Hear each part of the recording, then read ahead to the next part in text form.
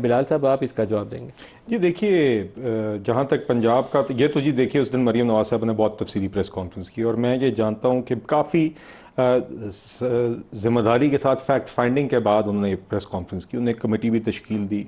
They figured out, क्योंकि ensure करना था कि अगर वाकई ऐसा कोई वाक़या हुआ तो यकीनन कोई कोई अव्वलीन तरजीह ये है कि जो भी विक्टिम हो इस तरह की क्राइम का, वो उसके साथ भी इंसाफ हो और अदरवाइज भी इंसाफ इंश्योर किया जाए। मगर बाद में जो हकीकत है उसके मामले में वो आपके सामने आई कि देयर वाज नो इंसिडेंट। देखिए, एक चीज़ मैं आपसे कहूँगा, मैं राजा साहब से भी और आपसे भी, दोनों जमातों से कहूँगा, लड़कियों की तस्वीरें चलाना, उनके नाम छाप देना, ये कोई नेकी का काम नहीं है, उनकी जिंदगियों को तबाह करने के मुतरादिफ है। इस पे सबको गुरेज करना चाहिए और उन लोगों के खिलाफ कार्रवाई होनी चाहिए जिन्होंने ये काम किया। जी जी बिल्कुल बिल्कुल। और इसी तरीके से अभी मैं प्रोग्राम में आ रहा था तो प्रेस कॉन्फ्रेंस एक चल रही थी जिसमें प्रिंसिपल साहिबा के साथ वो लड़कियां जिनके ऊपर है कि इन्होंने कोई वीडियो यूट्यूब वगैरह बना के डाली है, वो बैठी हुई टीवी के ऊपर बता रही हैं कि हमसे मिस्टेक हो गई।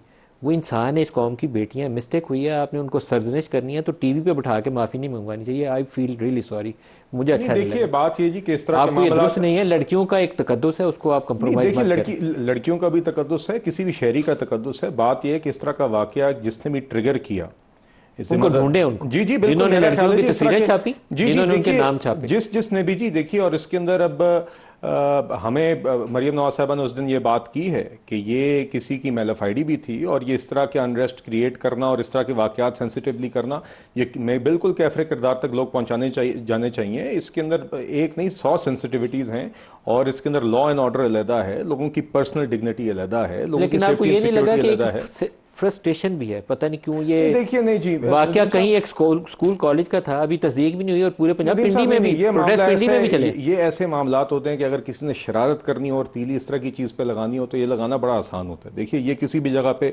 आप जानते हैं जी, हम सबके बच्चे स्कूलों में जाते हैं, इस तरह का एक वाकया कहीं पे हो जाए तो हर कोई इस पे जज्बाती होगा। इसलिए इस तरह के मामलात के अंदर तो देखना ये चाहिए कि जिसने भी मेलाफाइडी की उसको कैफरे किरदार तक पूरे सबूत और शवाहिद के साथ। जी जी बिल्कुल, मैं इस बात से, लड़कियों को टीवी पर बैठा के माफी नहीं मंगवानी चाहिए, नाम उनके छापने से गुरेज करना चाहिए।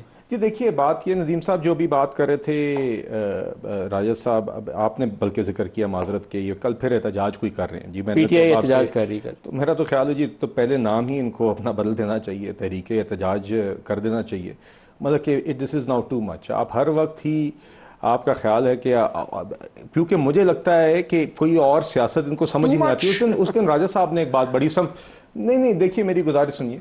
राजा साहब ने उस दिन एक बात समझदारी की। मैंने एक शो इनको देखा कि उन्होंने कहा कि जी हम यूट्यूबर्स और सोशल मीडिया के कहने पे नहीं, हमने एक और तरीके से कर दी है। He is relatively new to the party but ये अहम ओहदे पे फायज हैं। हकीकत ये है कि इनकी जमात के जो लोग जो रोज़ाना की बुनियाद पे आके सड़कों पे इस तरह का इंतशार फैलाते हैं, वो बिल्कुल वही आवाज़ सुनते हैं जो गालियाँ निकाल रही है जुगर खान को। हमाद अजहर और अली अमीन गंडापुर के बयान इसीलिए इस तरह के आते हैं क्योंकि they play to the gallery. और इनको पता है उस दिन हमाद अजहर साहब ने जिस तरह मैं कल खुद लीड करूंगा, ये खुद लीड करके कह के अवाम को और कारकुनान को आगे कर देते हैं। खुद सारे वर्क फ्रॉम होम कहते हैं, फिर 10 सफाइयां देते हैं कि क्यों हम सड़कों पे नहीं आ सकते, हम बड़े अहम हैं मगर आप जाके सड़कों पे एहतजाज करें। तो देखिए, गुजारिश ये कि SCO, अब फॉर एग्जांपल राजा साहब यहाँ पे मौजूद हैं और इनके होते हुए ही PTI ने फैसला किया कि फिलिस्तीन की भी ऑल पार्टीज कॉन्फ्रेंस को बॉयकआउट करना है, जो मेरी समझ से बिल्कुल मामला बाहर है। 15 की प्रोटेस्ट कॉल भी थी जो बाद में कैंसिल जी, मगर वो कॉल करना ही पहले एक मेरे नजदीक एक निहायत गैर जिम्मेदाराना फैसला था। देखिए, आपने 15 तारीख को ही डी चौक पर ही वो एहतजाज कॉल करना था, उसके बाद आप फेस सेविंग ढूंढते रहे। तो देखिए, हम तो एक मुस्तकिल एक मेच्योरिटी का मुजाहरा करते हैं, इसलिए चलें आपका अगले दिन वो पिम्स का हो भी गया। मगर हकीकत ये है कि ये लोग उस शाम भी फिर फेस सेविंग ढूंढ रहे थे और इनके आधे लोग इनके उस फैसले पे खुद तनकीद करते रहे। 15 अक्टूबर से 2-3 दिन आसिम यूसुफ को किसने बुलाया था? आपकी हुकूमत में से किसने यकीन दहानी कराई थी कि डॉक्टर आसिम जी? वो तो मेरे में ही राजा साहब ने अभी जिक्र किया है, तो हो सकता है इंटीरियर मिनिस्टर ने या जिसने भी किया होगा जी। मगर देखिए, हमारी वो लेकिन क्या ये बहुत जालिमाना फेल था कि वो आके कोई वो मांग रहे हैं कि आके चेकअप करने दो, डॉक्टर को करने देते चेकअप? साहब, जालिमाना तो वो था जब इमरान खान साहब ने बतौर प्राइम मिनिस्टर थानेदार SHO बन के मेक श्योर किया कि यार नवाज शरीफ को दवाई तो नहीं पहुंच रही। यार मेक श्योर करना, मरियम नवाज जो है ना वो नवाज शरीफ के सामने गिरफ्तार हो, राना सनाउल्लाह को गद्दा ना मिले, शहबाज शरीफ को अगर कमर की प्रॉब्लम है ना तो उसको कुर्सी नहीं मिलनी चाहिए नमाज पढ़ने के लिए। आपके ख्याल में वो इंतहाई बुरा और काबिल मजम्मत हरकत थी ना?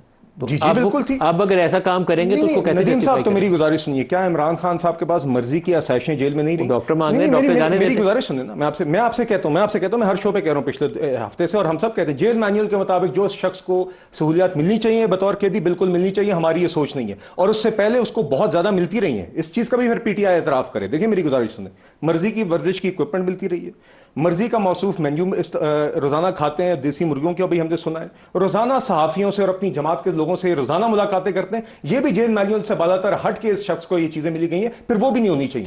तीन से 20 तक बंद क्यों किया? नहीं, मेरी गुजारिश एनी पर्टिकुलर रीजन? मेरे इल्म में जी frankly I am not aware, but मैं ये कहूंगा कि इनको किसी भी कैदी की तरह जो भी इनका हक बनता है जेल मैनुअल के तहत वो उनको मिलना चाहिए, ना उससे ज्यादा ना उनसे कम।